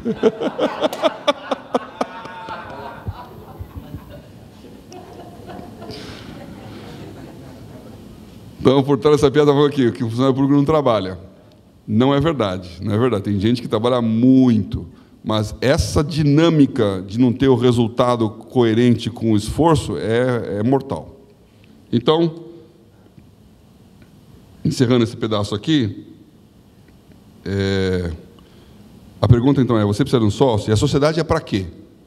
Então, você pode ter várias maneiras de fazer sociedade, sem necessariamente ter que realmente ter alguém que vai discutir com você como é que funciona, como é que não funciona o negócio.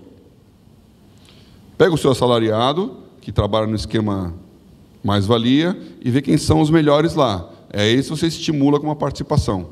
Essa participação pode virar não só a participação no lucro, mas realmente ser um acionista, que tem uma outra categoria que vai ganhar mais dinheiro porque ele bota capital. Se entrar um acionista capitalista, ele vai entrar direto nessa categoria. Ele põe grana e vai ter o resultado final. Vários negócios, você falou bem, a parte imobiliária tem as SPS, funciona assim, você cria uma empresa só para isso. Um põe grana, outro põe tecnologia, o resultado acaba, tem um prazo definido ali, distribui, fecha, abre outra, bola para frente. E se você é o dono, pense bem em deixar de ser dono, porque é uma dor de cabeça ter que falar com mais alguém, perguntar a opinião dele para fazer as coisas. Então, agora, se você não tem a competência, seja humilde e procurar alguém que precise disso aí. Bom, como é que faz a Bíblia nisso?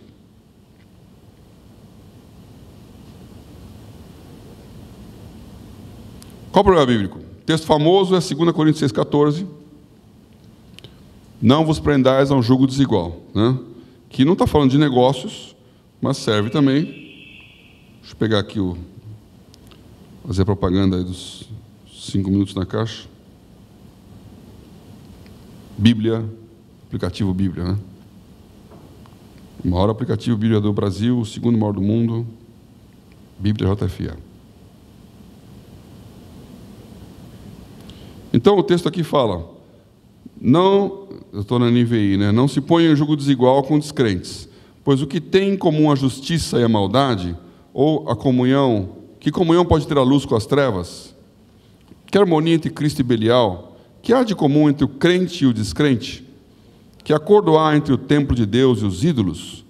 Pois somos santuários do Deus vivo. Como Deus disse, habitarei com eles e entre eles andarei, serei o seu Deus e eles serão o meu povo. Então, esse texto aqui deixa bem claro que existe um jugo desigual. Como é que isso se aplica à sociedade?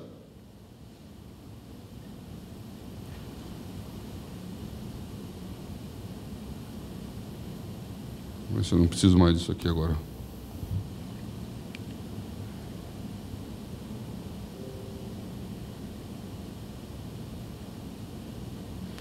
Jugo. Minha pergunta é essa, né? O que é jugo? Porque quando a Bíblia fala essas coisas, né? O Dag estava falando outro dia, ontem, né? Que agora ele está com essa experiência agrícola, então está entendendo as coisas que a Bíblia fala, quando fala da vinha, da plantação, da terra. E, na verdade, não é um mistério. Eles estavam falando justamente porque as pessoas entendiam. Então, a parábola é justamente uma coisa que é do dia a dia das pessoas, que faz a aplicação direta. Como nós não somos aquele dia a dia, a gente não entende nada. Então tem que explicar a explicação. Então quando ele fala jugo desigual, a gente fica meio boiando aqui, né? Porque o que é jugo? Então é isso aí, é canga, né? Então o jugo é esse pedaço de madeira ou de ferro que vai assim em cima daquela junta de bois, que faz com que eles tenham que andar juntos. Um não pode ir mais rápido que o outro, um não pode ir para a esquerda ou para a direita. Então, aquele jugo está prendendo, fixando, amarrando numa direção o movimento. O jugo não é um castigo, o jugo não é uma penalidade, não é um problema. O jugo é uma maneira de aumentar a produtividade, para que o negócio aconteça em harmonia. Então, se tem muita gente andando junta, e cada um por si, Deus por todos, você tem que criar um jugo que faça com que eles andem em harmonia. Então, isso é bom e é positivo. A palavra tem uma conotação negativa para nós, mas ela não tem conotação negativa de per se. Nós precisamos de jugo. E nós vamos ver aqui os versículos que falam sobre isso. Então, essa é igualzinho o casamento e é igual ao trabalho. Então, vou dar o exemplo do casamento, que eu falo do outro lugar do jugo.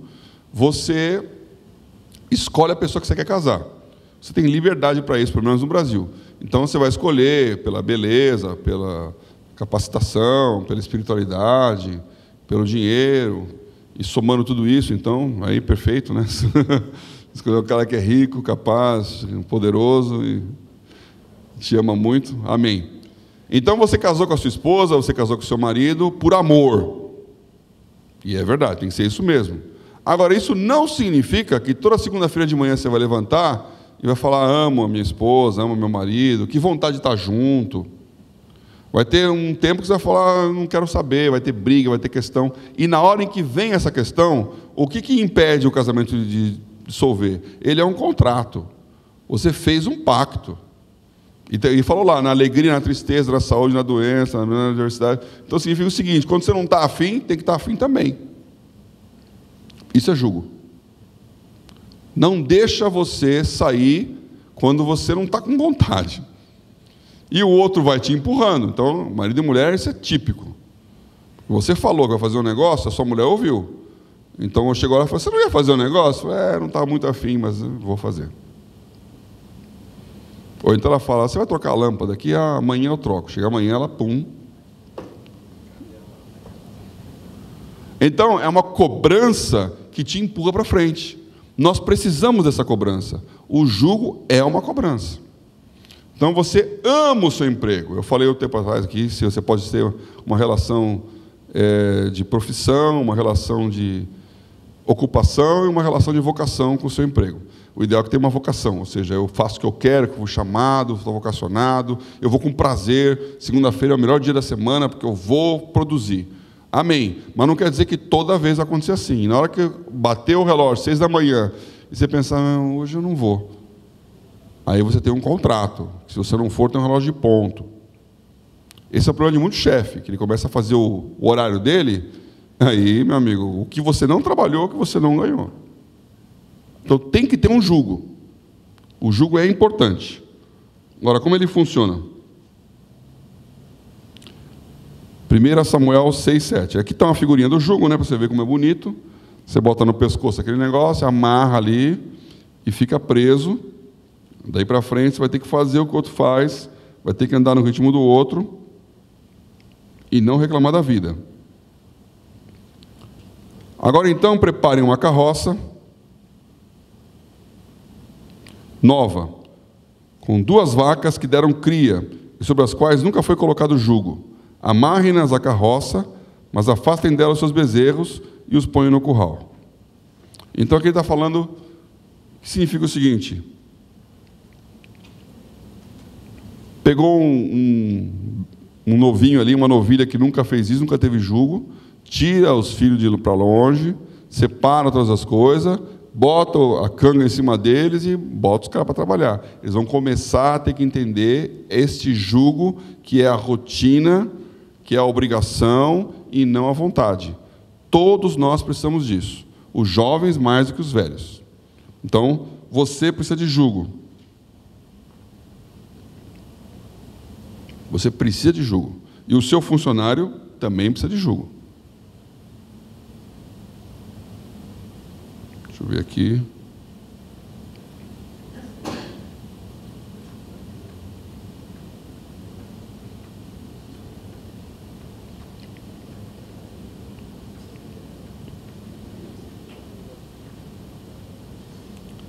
Coloquei aqui vários versículos.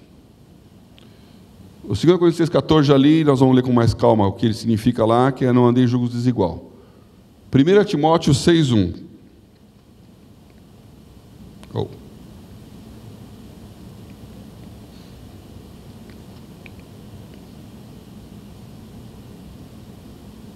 Alguém pode ler aí? Vocês têm Bíblia aí?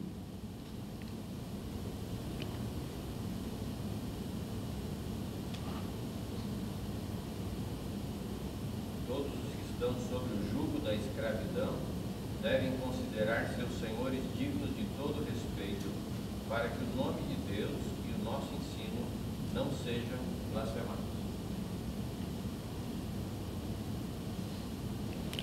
Então, está falando para os servos que estão debaixo de jugo, que eles têm que continuar naquele jugo. Então, na fase assalariada,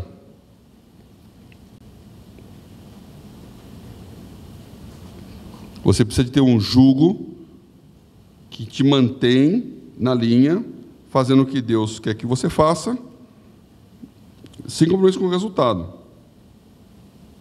Deixa eu abrir aqui.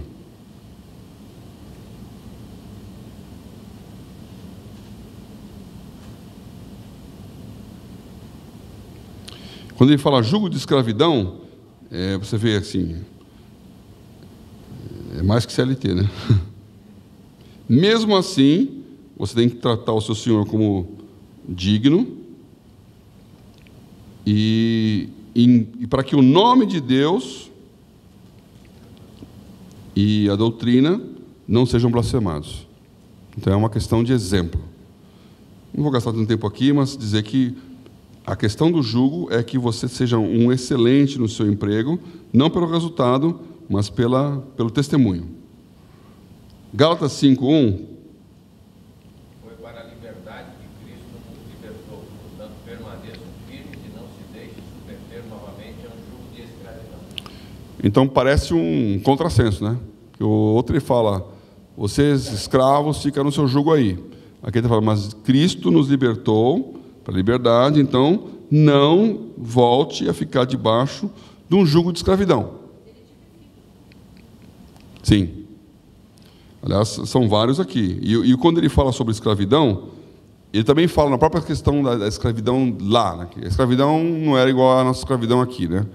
O servo era a pessoa que perdeu a liberdade porque não tinha dinheiro, porque não tinha condição, então ele se vendeu para o seu senhor. Virou propriedade do senhor, e aí no jubileu isso tudo voltava. Depois de 50 anos, né, zerava o placar. Agora, ele está falando lá, Paulo diz isso, se você se converteu sendo escravo, continue escravo. Você converteu sendo livre, seja livre. Então, não é porque você se converteu que você vai mudar a sua condição humana, o que hoje em dia as pessoas não entendem, porque a gente se converte para ser rico. Nós nos convertemos para nos tornar milionários. A gente não se converte para Deus. Deus se converte para nós. Então, essa percepção está totalmente trocada na sociedade hoje. Por que Deus está nos usando e o que Ele quer conosco. Então, esse texto aqui da liberdade, que ele vai citar em alguns lugares, né? O jugo da escravidão é essa relação capital-trabalho, assalariado, etc. e tal, que você não, se você puder sair dela, saia. E aqui tem uma questão até também escatológica. Se você trabalha para uma empresa, você está debaixo da autoridade daquela empresa, para a finalidade daquela empresa, e vai beneficiar com o seu trabalho aquela empresa. Da mesma maneira como não há um problema de você ter uma sociedade com uma pessoa que não é cristã, dentro de certas condições que nós vamos colocar aqui, também não há problema de você ser salariado para uma empresa que não é cristã, porque quem disse que a empresa é cristã? De vez em quando saem os boatos, o McDonald's, o fundador é satanista, a Xerox, que nem existe mais. Você vê que os satanistas não são muito bons administradores, né? Porque falavam que o Temer era satanista, deu o que deu aqui. A Xerox, satanista, esse negócio... Então, tem muita história, assim, muita mistificação, né, de uma história espiritual, que faz com que você fale, eu não vou trabalhar nesse negócio aqui, porque você entra num restaurante e come a carne, você não sabe o que o cozinheiro é. Ele pode ter feito uma invocação lá, naquele seu prato lá, e deu aquilo para o... Você não sabe.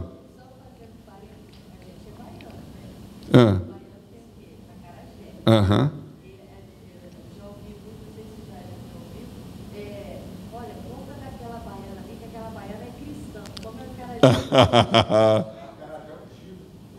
Acarajé ungido no óleo. Então, isso é uma questão que a gente, claro, não vamos fazer as coisas por afronta ou só porque a gente pode, né? É a nossa liberdade todas as coisas me são lícitas, nem todas convêm. Agora, se você está passando fome e tiver lá uma macumba lá no chão, quem criou galinha não foi o diabo, foi Deus, incluindo as pretas. Então, galinha preta é tão...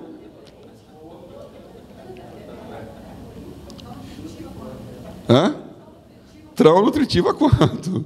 Não tem nenhuma diferença. Agora, existem invocações, existe um mundo espiritual, blá, blá, blá, é verdade. Então, eu não estou dizendo aqui que você tem que tratar isso como se fosse superstição. Não é superstição. O que você tem é a autoridade. Então, você pode, em nome de Jesus, santificar, em nome de Jesus, quebrar o jugo, em nome de Jesus, tomar posse daquilo que é seu. Então, recomendo que quando você vai no restaurante, não apenas por uma questão de tradição, mas você ore antes da refeição, porque você absolutamente não sabe quem fez aquela refeição. Primeiro, você não sabe se ela está limpa, né? Se a salada foi lavada. Então, é bom você orar mesmo para que aquele negócio não te faça mal. Segundo, você não sabe qual que é a mão da pessoa que colocou ali, qual a intenção daquele negócio. Então, nós temos uma autoridade espiritual para reinar. E nós temos que exercer essa autoridade. Você não pode ter medo de ser quem você é. Então, a sua relação com o diabo é de domínio. Em nome de Jesus, ele está debaixo dos seus pés. Então, tem que exercer isso aí. Essa liberdade, ela é colocada aqui nesse texto. O próximo aqui é Mateus 11, também é interessante, que eu pedi para ler, mas não sei se vai ter problema depois com o som, né? Sobre vocês o meu jugo e aprendam de mim, pois sou manso e humilde de coração.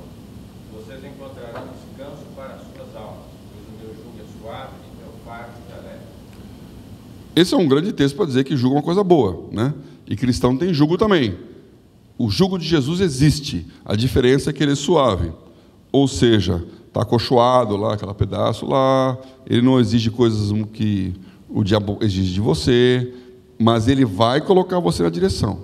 Eu não tenho esse tempo todo aqui, eu não quero explodir, mas, como fala o Salmo 32, fala que não sejais como uma mula que não tem entendimento, cuja boca precisa de freio.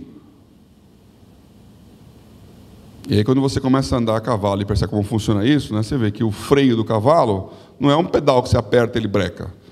O freio é uma trave de metal que vai debaixo da língua dele, e quando você puxa o cabresto ali, aquela barra rasga a boca e ele levanta. E se você puxar para um lado, ela vai obrigá-lo a olhar para aquele lado. Então é pela dor que ele reage àquilo. Por isso, quem tem o animal, que pega uma criancinha que vai lá e fica... Não faça isso com o animal. Você está machucando o cavalo quando você fica puxando aquele negócio, porque dói. Então, ele reage ao estímulo do sofrimento. E o que Deus fala, não sejais como uma mula, como um cavalo que não tem entendimento, cuja boca precisa de freio e cabresto. E a sequência diz, guiar-te-ei com os meus olhos. Então, se você conhece a Deus, entende a Deus e sabe o que Ele está fazendo, Ele olha para você, você olha para Ele, e você sabe o que você vai fazer. Esse é um jugo suave, que não tem que rasgar a sua boca para te colocar na direção. E muito crente ora totalmente errado. Porque ele fala, Senhor, se não for a tua vontade, faz com que eu não consiga. Ok, então Ele vai fazer com que você não consiga. Eu vou fazer esse negócio, se não for a tua vontade, me impede. Ele vai te impedir. Mas o que Deus quer não é que você seja assim, Ele quer que você entenda o que Ele quer, que você discirna a vontade e que você tome a decisão antecipadamente, porque aí você vai andar num jugo suave. Você não vai fazer o que você quer, você vai fazer o que Deus quer, vai entender e vai ouvir a voz dEle para saber o que Ele quer. Isso faz toda a diferença. Você precisa treinar a ouvir a voz de Deus. E Ele fala de todos os jeitos. Então, no seu negócio, com certeza, você tem que orar pelo seu negócio. Tem decisões de mercado que tem que tomar, decisões de preço, se vai comprar ou vai vender, se vai aumentar ou diminuir, que depende de Deus. Esse exemplo que eu dei no começo aí do cara da van que estava andando no deserto e caiu o meteoro, você tem que ouvir a voz de Deus. Então, na minha vida, realmente, eu vivi 99% do tempo trabalhando e tendo o resultado do meu trabalho. Dava errado, dava certo. E fui aprendendo a ser excelente no trabalho. Mas tem 1%, que são as poucas vezes em que você ouve Deus falar. E essas vezes que fazem toda a diferença na sua vida. Que você não é contado na sua vida pelos dias que você trabalhou, mas pelas decisões que você tomou que mudaram o curso do seu negócio. E essa decisão, Deus tem uma palavra para você mesmo. Sonhos, revelações, visões. Então, eu não gosto muito de empresários que acham que Deus vai revelar para você qual que é o preço que você vai dar para o seu produto amanhã, se vai para a esquerda ou para a direita, porque Deus não está lá no micromanagement falando, hoje, escove os dentes, mude a cor da pasta. Não está. Ele apareceu 2 vezes para Salomão e cobrou. Salomão já apareceu 2 vezes. E hoje a gente quer que Deus fale com a gente todo o tempo. A palavra mais comum na igreja é Deus me falou, Deus me falou, Deus me falou. Só que depois Deus falou e desfalou. Porque as coisas dão errado, e você fala, bom, Deus falou mesmo? Então você tem que ouvir a voz de Deus, que fala pouco, mas com grande influência. Ele escolheu assim. Esse é um assunto mais da minha mulher aí, com o mercado, a profecia, né? Entender o profético. Mas Deus fala. O último texto aqui, 1 Coríntios 9, 27. Mas esmurro o meu corpo e faço dele meu escravo, para que depois de ter pregado aos outros, eu mesmo não venha a ser reprovado. Essa palavra esmurro, ela está em outras versões, subjugo. Subjugo o meu corpo. Então é colocar sob jugo. Então, você ter o controle do seu físico, o controle das suas emoções, o controle do seu tempo, é um jugo que você mesmo cria para poder fazer aquilo que Deus quer. Para ficar no tempo aqui, eu escrevi aqui esse texto mais conhecido do jugo, que fala não andei jugo desigual, que é o 2 Coríntios 6,14. Então, essas palavras em grego, elas têm um significado aqui, ó.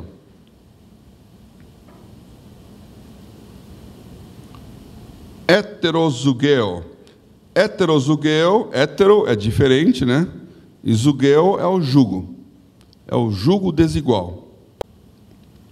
Jugo desigual é um desbalanceamento, em que o jugo está mais pesado para um lado do que para o outro.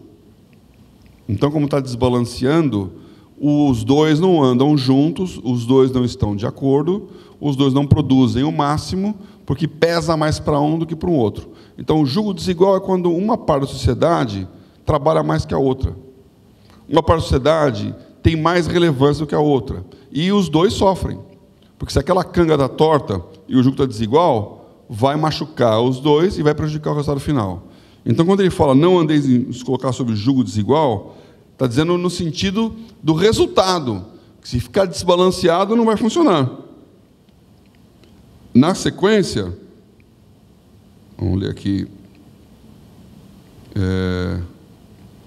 vem esse metoche, que é sociedade. Vou ler o texto aqui.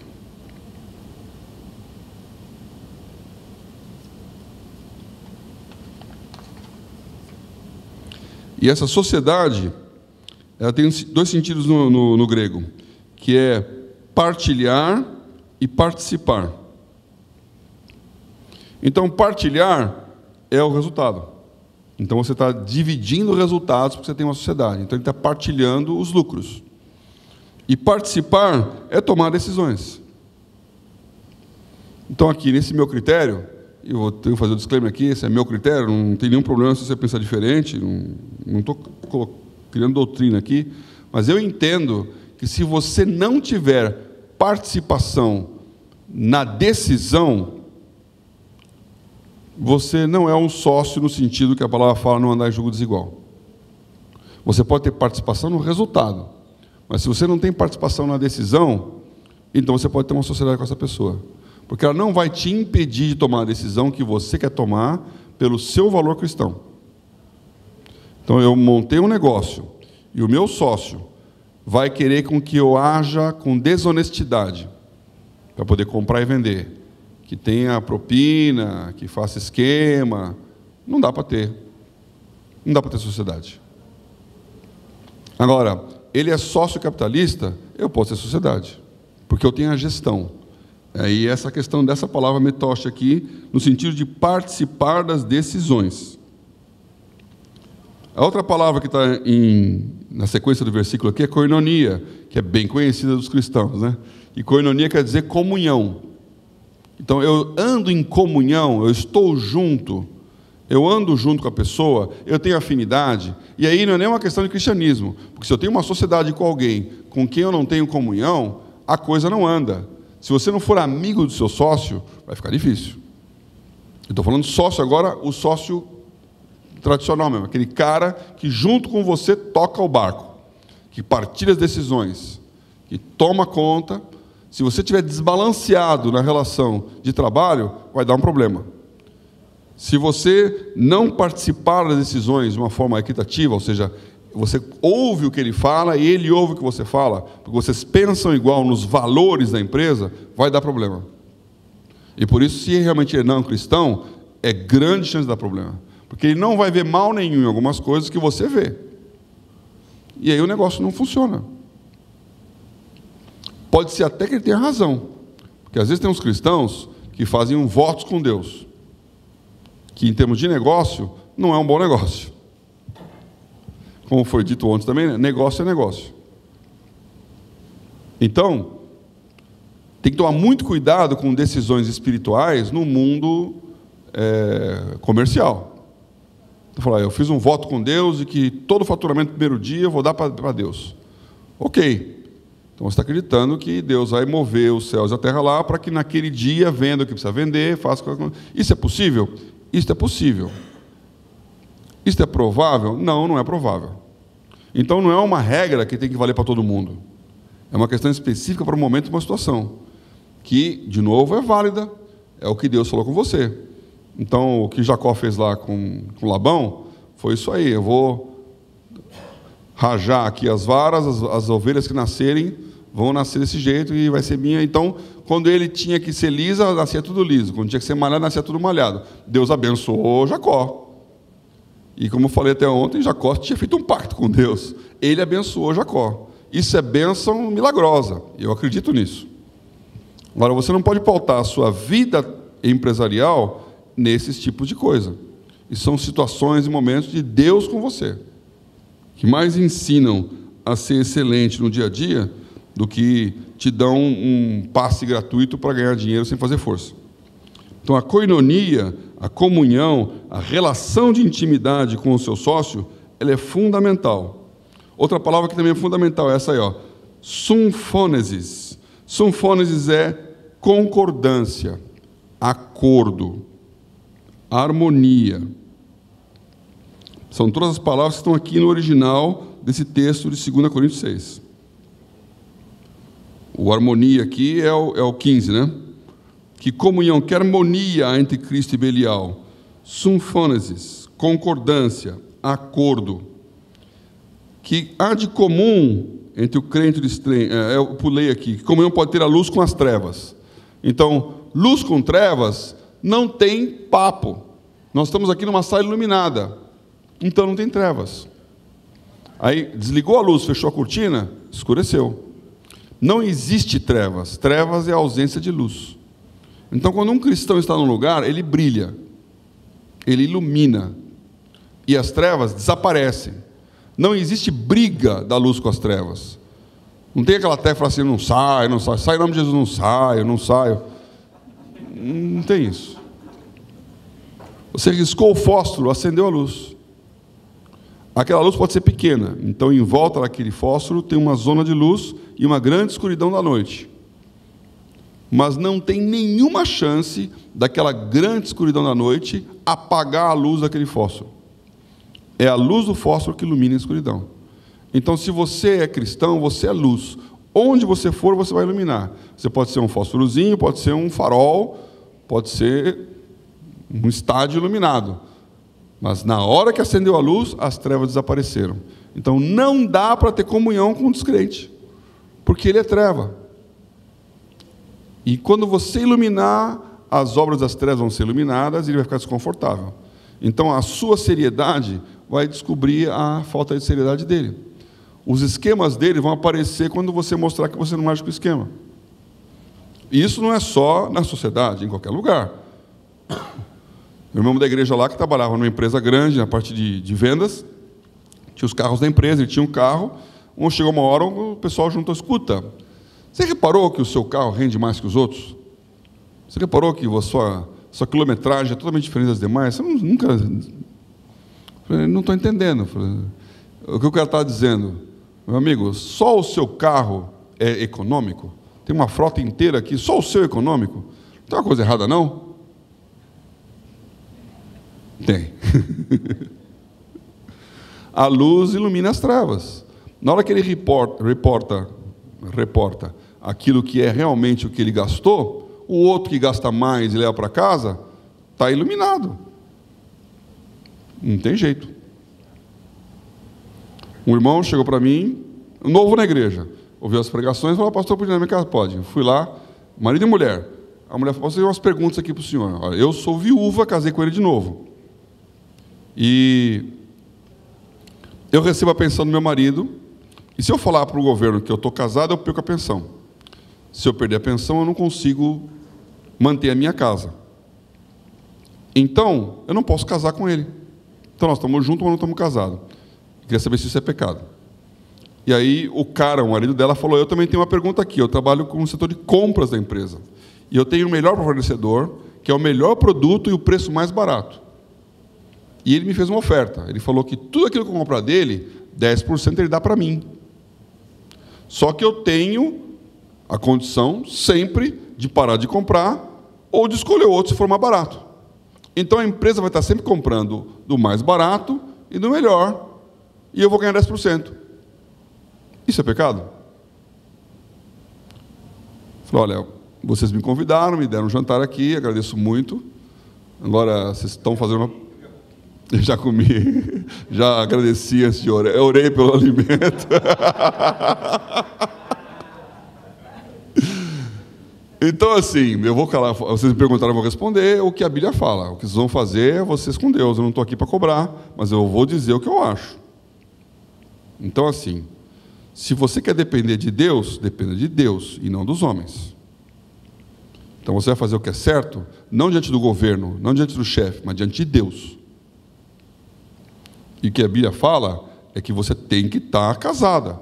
E a igreja não vai aceitar um casamento que é um relacionamento, fazer um casamento religioso, onde não tem um casamento civil.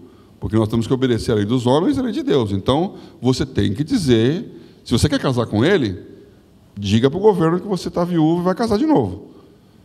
Se você não quer perder a pensão, diga para ele que você não quer perder a pensão e que você vai viver sozinho. Agora, se mentir para os dois, vai dar errado. Quanto a você no seu emprego, a minha pergunta é o seguinte, o seu chefe vai achar o que disso? Se ele souber que você está comprando o produto mais barato da melhor empresa e levando 10%, ele vai achar que você está trabalhando em prol da empresa ou que você está levando por fora? Outra pergunta, esse cara que te ofereceu 10%, ele está pagando do bolso dele? Eu acho que não, ele está pagando da empresa. Então ele está falando para o chefe dele. O que ele está dizendo para o chefe dele? Temos aqui um cristão exemplar que só compra o preço mais barato, e nós estamos sempre que oferecer o melhor preço, ele vai dizer que você está na folha dele. Então, qual testemunho você está dando da sua ação? Para o seu chefe e para o chefe do outro. Aí, eles não falaram nada, eu saí, passou um tempo, voltou, pastor, queria conversar com o senhor. Então, o senhor falou, ficou muito complicada aquela situação, a gente ficou pensando, a gente resolveu seguir o seu conselho. Então, a minha esposa foi lá, declarou que ela era viúva e que, portanto, agora mudou o estado, aí foi dito que isso não tem problema não, que ele pode continuar viúva, que a lei já mudou, ela, enquanto viver, vai ter direito à pensão, então, independente se casar ou não casar, continua. Eu cheguei para o meu chefe e falei, ó, chefe, a empresa aqui, que é a nossa fornecedora, ofereceu para mim 10%, eu estou pegando esse dinheiro 10% e abatendo o preço, então nós estamos comprando 10 vezes mais barato. Aí o chefe ficou me olhando com aquela cara de como que é. Aí ele contou a história e falou, você está pegando e não acredito. Como é que... se existe gente assim, né? Me deu um aumento. Então a história tem um final feliz. É bom contar a história feliz, mas assim, Não é porque tem um final feliz que você fez, porque podia acontecer nada, ela podia perder realmente a pensão, e o cara podia falar, não fez mais que obrigação. Mas você fez diante de Deus. Então esse é o nosso jugo desigual. Nós temos que ser luz onde a luz existe. E essa palavra de luz e trevas aqui é muito importante. Meris é em comum, é a parte designada para cada um. Eu falei no começo, então eu falo aqui no final de novo. Ter tudo em comum com a sociedade significa que não é assim 50-50 e é democracia. É uma parte designada. Aquilo que eu combinei é o que você vai levar na sociedade. Combine bem. Combine bem. O contrato existe para a hora que dá problema. Enquanto não der problema, ninguém lê contrato. Na hora da disputa que você vai ver o que está escrito. E vale o que está escrito. Então, não interessa que ele é maravilhoso, que você é maravilhoso. Escreva. Porque aquilo que você acha que você falou, não é aquilo que ele ouviu. E na hora que escreveu, aí não tem dúvida. Se ele não soube ler direito, aí é outro problema. Então, escreva.